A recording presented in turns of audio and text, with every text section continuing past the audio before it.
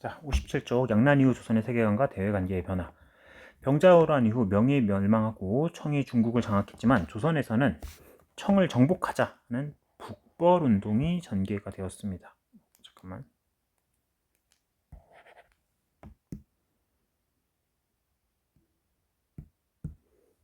동그라미 북벌운동. 북벌운동은 효종 때 밑줄 가장 활발하게 추진됐다.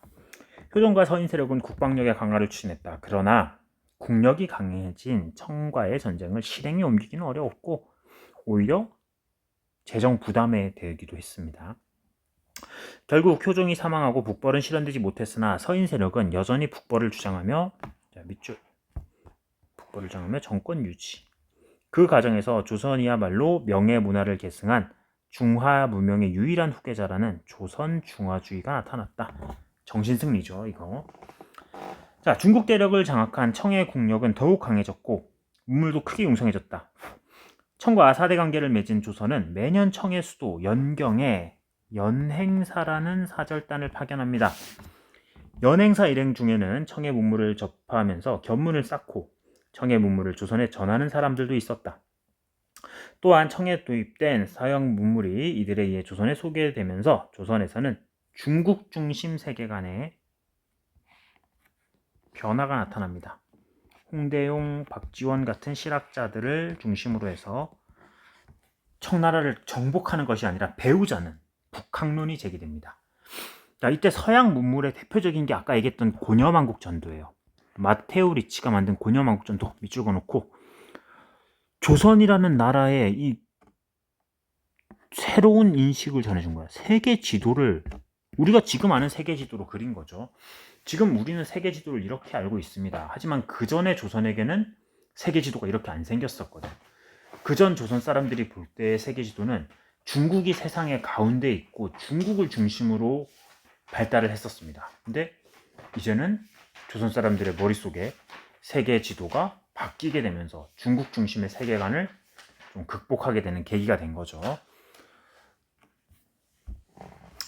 임진왜란 이후 조선과 일본의 국교는 일시적으로 단절되었다. 그러나 에도 막부가 조선의 국교 재개를 요청하자 조선은 이를 받아들이며 기후약조를 맺습니다.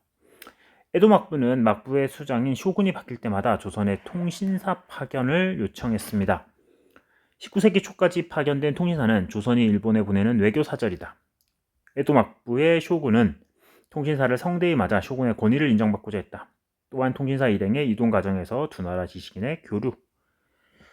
조선 후기에 상업이 발달하면서 대무역도 활발했는데 국경에서 계시무역하고 후시무역, 계시무역은 공식무역, 후시무역은 사적으로 이뤄진 무역이다. 또한 조선은 외교 관계가 단절된 청과 일본 사이에서 중개무역을 하여 동그라미 이득을 취했습니다. 대외무역에서는 사상들이 활약했는데 청나라와의 관계는 의주의 만상, 일본과에는 동래 내상, 그리고 개성의 송상이 중개무역으로 돈을 벌었다. 한편 조선 후기에는 외국으로부터 들어온 담배 고구마가 일상에 영향을 미칩니다.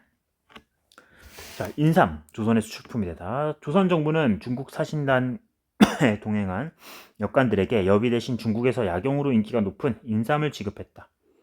일본에서는 조선과의 인삼 무역을 위해 인삼 대영 고운이라는 특별 주화를 주조하면서 조선의 인삼이 히트를 칩니다. 18세기에는 인삼의 인공재배가 확산되고 인삼을 찐 후 말린 홍삼이 개발되면서 수출 이익이 확대되었다. 인삼의 재배와 홍삼의 제조는 막대한 자본과 기술력이 필요했으므로 송상만상 같은 사상들이 인삼을 주도하면서 이런 사람이 대표적이다. 이렇게 내용을 정리하면 되겠습니다. 수고했습니다.